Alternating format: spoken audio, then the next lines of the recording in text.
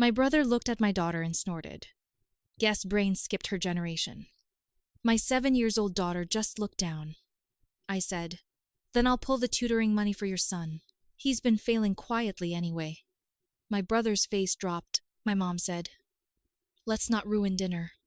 But we were halfway through dinner when my brother shoved a piece of steak in his mouth, looked at my daughter across the table, and snorted. Guess brain skipped her generation. He said it like he was making a casual joke. My daughter, 7 years old, just looked down at the drawing she'd been working on with her little fingers.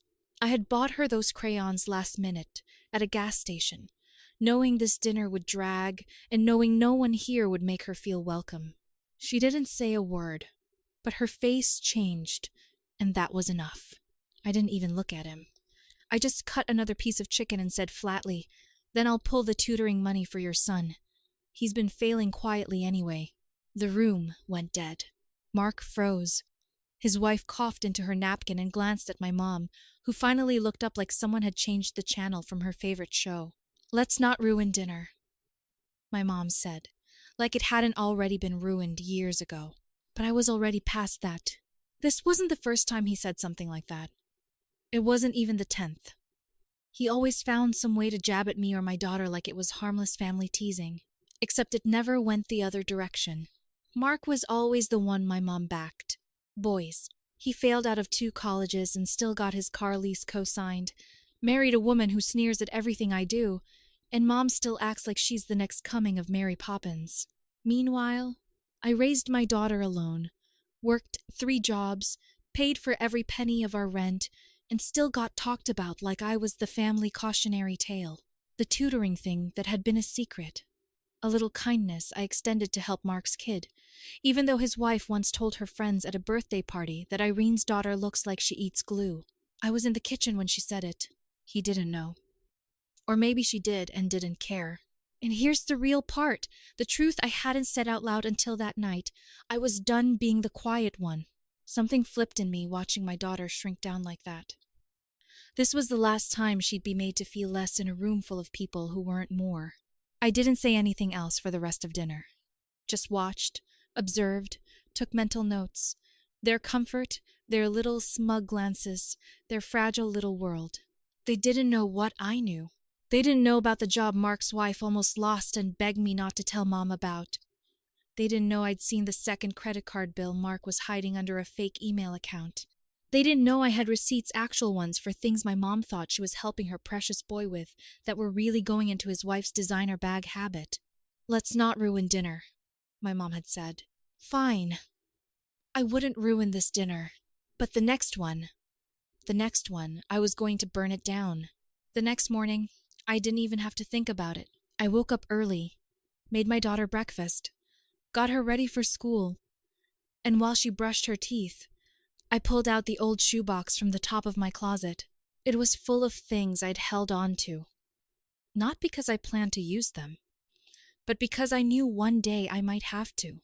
Emails, receipts, texts, screenshots, voice memos, even one recording from the night Mark's wife left a voicemail ranting about my mom, calling her a delusional old lady with a god complex. I made a fresh copy of everything. Put it all in a plain folder. No labels, no explanation. And I didn't send it anywhere. Not yet. First, I wanted to see how long they'd pretend nothing happened. A week went by. Nothing. Not a word from Mark. Not a text from our mom. I waited. On Friday, I called Mom under the excuse of asking if she'd be free to babysit next month. She said she might be too busy helping Mark's wife look at spas for her decompression weekend. Right. The next night, I had dinner with a friend who worked part-time at the school where Mark's son, Caleb, went. Just casually, over wine, I mentioned how odd it was that a certain tutoring program sent invoices under my name. She looked confused. Then she said something that clicked everything into place. Apparently, the school assumed I was the educational sponsor for Caleb. My name was on some internal parent contact sheet. Mark had listed me as the pain guardian for tutoring without telling me and just assumed I'd keep picking up the tab. I smiled the whole way home. They thought they were playing a game I didn't know the rules to. So, I changed them. I started small. Told Mom I was having financial trouble and needed to cancel the car insurance I was still paying for. Yes, the policy that covered Mark's car, too. She was surprised. Asked why I hadn't told her. I said I didn't think she'd care. Then I dropped it into the conversation that maybe Mark and his wife should start paying their own bills now that they were such a successful power couple. That was the first crack. The next came 3 days later. My mom called me again. Said Mark had been stressed lately. Said she didn't like how his wife snapped at her when she mentioned babysitting. I just listened. Threw in a quiet hymn every now and then, and let the silence grow louder on her end. The next dinner was a birthday. Big group. Everyone came. Even distant cousins. And that's when I made my move. I brought my daughter as usual. She wore the little yellow dress she loved, and I let her bring her sketch pad again. But this time, I sat closer to my mom. Let her see the kindness in my kid. The focus. The gentleness.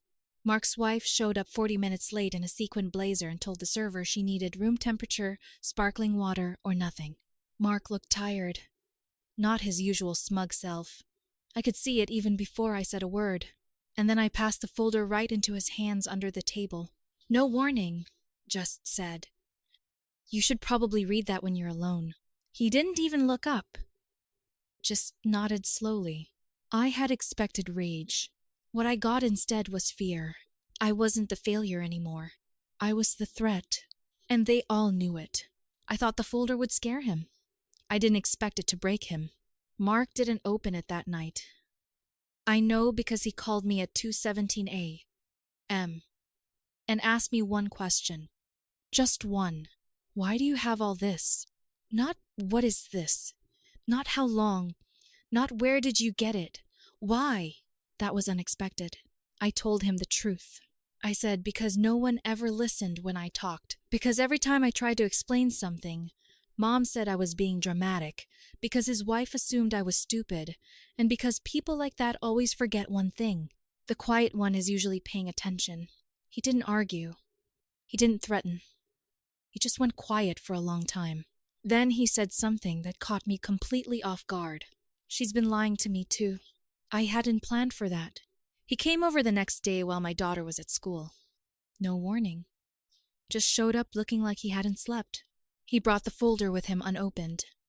He said he couldn't bring himself to read it yet. Said he already felt sick enough. Then he told me his wife had been intercepting mail, that she handled the accounts, that he hadn't seen the full credit card statements in months. He thought the tutoring was covered by a grant.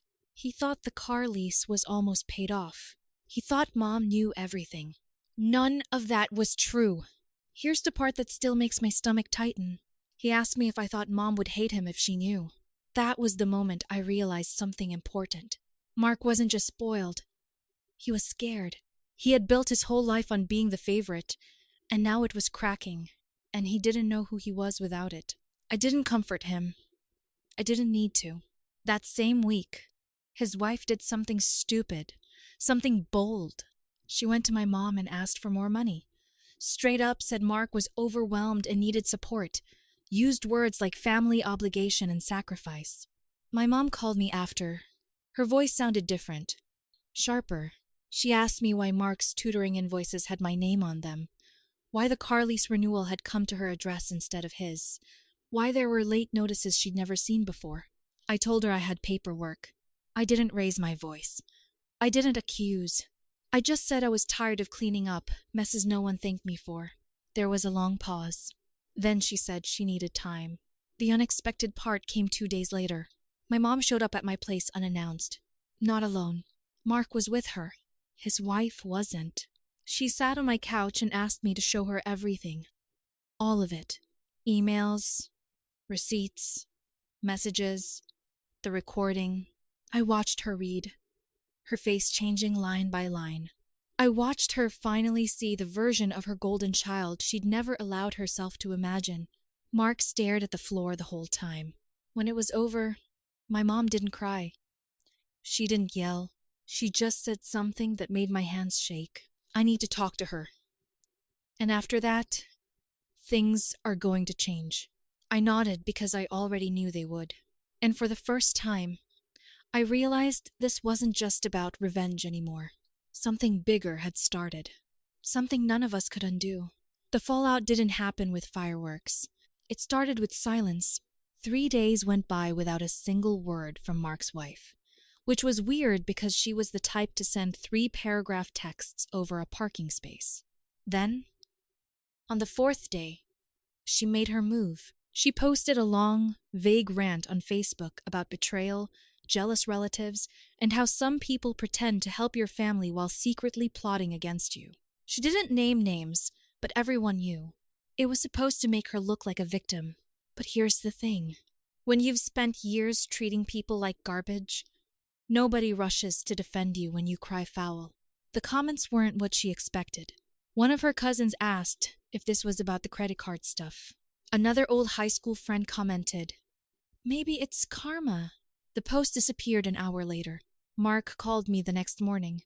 Said she lost it after seeing the reactions, screamed at him for not backing her up, demanded he cut contact with me, threatened to leave and take Caleb with her. That's when something cracked. Not in her, in him. He told her to go ahead. He told her to leave. He didn't. Not right away. She tried to manipulate him the way she always had. With guilt. With silence. With that smug little tone she used when she thought she had the upper hand. But this time, it didn't work. He stayed at Mom's for a few nights with Caleb. Mom didn't question it. She let them in like nothing had happened. That surprised me more than anything. For years, she'd refused to see anything bad in him, even when it was right in front of her. But now, she was quiet, watchful, and for once on the side of reality. Then came the final blow. Mark checked their joint accounts and realized she'd been moving money quietly for months. Some of it into an account under her maiden name, some of it into a PayPal she never mentioned. He asked me what to do, and I told him the truth. She never thought you'd notice because you've never had to. That stung, but he needed to hear it. He filed for separation 2 weeks later, moved into the spare bedroom at Mom's with Caleb full-time. His wife, she flipped out. Sent me a 2 a.m. text, calling me a parasite, a homewrecker, and a wannabe matriarch. I didn't reply. I just screenshotted it and forwarded it to Mark. He didn't say anything back, but the next day he sent me a photo of Caleb eating cereal at Mom's table, smiling. For the first time, it felt like the cycle might actually break. His wife didn't go quietly, though, and I wasn't done yet. Because there was one more thing I hadn't told Mark. Something even he didn't know I knew. I hadn't planned to get involved past that point. Honestly, I thought it was done. Mark was out. Caleb was safe. Mom had finally taken the blindfold off. But then I remembered something I'd seen months ago, way before all this started unraveling. It was during one of those awkward family barbecues. My daughter had spilled juice, and I went looking for paper towels. Ended up in Mark's guest bathroom, which doubled as his wife's vanity space. The bottom drawer wouldn't close right, and when I opened it to fix it, I saw the envelope. Just one, unlabeled. Curiosity got the better of me. Inside were receipts, dozens, for clothes, electronics, even a $600 salon appointment. Nothing unusual until I noticed the billing address. They were being charged to my mom's name. Different account number, same name. A second card, likely without my mom's knowledge. I took a photo of one. Just one. I wasn't sure what it meant at the time, but now I knew exactly what it was. I showed it to Mom. She went silent, took out her own credit card bill, and flipped through the recent statements. Not a single one matched the charges, which meant the account was still active. But hidden? We called the bank together. The woman on the phone confirmed it. A secondary card had been issued under Mom's name 2 years ago, sent to Mark's house, activated, and regularly used. My mom hadn't even known it existed. She froze. Then she thanked the woman and hung up. I've never seen her that still before. She just sat there staring at the floor like her whole body had locked up. Then she got up, grabbed her keys, and told me to stay with Caleb. She didn't tell me where she was going, but I knew, an hour later, She texted me. Just said, "Card canceled. She's out." That night, Mark came home with Caleb after taking him to the park. His wife's stuff was gone. Not all of it, but enough to know she wasn't planning to stay. There was a note on the counter with nothing but a single sentence. "You win. Hope it was worth it." Mark didn't even touch it. He just picked it up, folded it, and threw it in the trash. Later, he told me she hadn't taken Caleb's things. Not even his backpack. That said everything. I thought maybe he'd fall apart, that the guilt, the weight of everything would pull him under. But something shifted in him. For the first time since we were kids, I saw him show up, not just physically. He started asking about school drop-offs, homework, Caleb's sleep habits, and one night after dinner, he asked me if I'd help him figure out how to rebuild. Not just with Caleb, with me, with his mom, with himself. I didn't answer right away, but I looked over at Caleb sitting on the floor with my daughter, and I saw something strange. He was laughing, really laughing, and for the first time, she was, too. Maybe this wasn't about revenge anymore. Maybe it never really was. But I still had one more thing to do, because there was someone else who deserved to know the truth, and she was finally going to hear it. She was gone, but not far enough for me to let things sit. Mark's wife had packed some clothes, taken her laptop, left the note, and vanished to her cousin's place 2 states over. No custody filing, no real goodbye to Caleb. Just silence. At first, I figured that was the end of it. But then I remembered someone who hadn't seen the truth yet. Someone who still thought her daughter was misunderstood and married into a messy family. Her mother.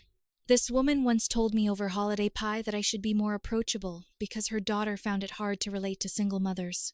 She gave me a book for Christmas called Budgeting for Women Who Want More. Said it changed her daughter's life. She'd never once questioned how her daughter kept up the lifestyle. The luxury skincare, the midweek spa, trips, the designer bags. Probably assumed it came from hard work or Mark's generous income. She had no idea my mom, her daughter's mother-in-law, had been unknowingly footing the bill with a stolen credit card in her own name. So I printed everything neatly. I added the screenshots, the receipts, even the invoice history from the tutoring center. I put it in a plain brown envelope and mailed it to her directly. No return address. No note. It wasn't for me. It was for the next time she opened her mouth to say her daughter was too sensitive to stay married to someone like Mark. 2 weeks passed. I didn't hear a word. But I knew she got it. I knew because Mark's wife called him screaming, demanding to know if I had sent anything to her mom. She said I was ruining her support system. That her own mother was now questioning if she'd lied about everything. He was right to worry. Mark just told her, "I think you did this to yourself," and hung up. After that, things moved fast. She stopped texting. Her lawyer contacted Mark. She agreed to give him full custody in exchange for not pursuing charges related to the card. Mark didn't even flinch. He just said he wanted Caleb to stay in a stable home. And here's the most unexpected part. He started to change. For real. He stopped expecting Mom to clean up after him. Got a second job doing freelance IT work. Started handling Caleb's school communication himself. He apologized to me again. Not with flowers or grand speeches. Just by showing up consistently. He offered to cover half the tutoring now. Said he wanted to be the one to pick up Caleb from school twice a week. Said he didn't want to be the guy who needed saving anymore. I told him good. Because no one's doing it for you again. And Mom? She shifted too. She started noticing things she used to excuse. The way she used to not want to get involved. She apologized too. In her own awkward way. Bought me groceries one week. Then handed me a check for what she said she probably owed me over the years. I didn't cash it, but I kept it. The house feels different now.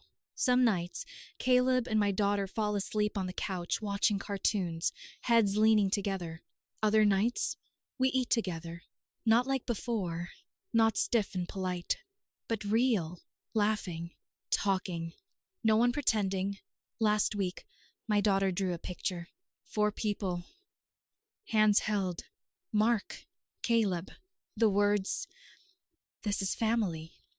written in shaky, careful letters across the top. That night, I finally threw out the folder, burned it in the backyard. Not because I needed to erase it, but because I didn't need it anymore. And as for Mark, the same brother who once looked at my daughter and laughed at her intelligence, now he helps her with her science homework. And when she gets something right, he just says, "You're way ahead of where I was at your age." And he means it.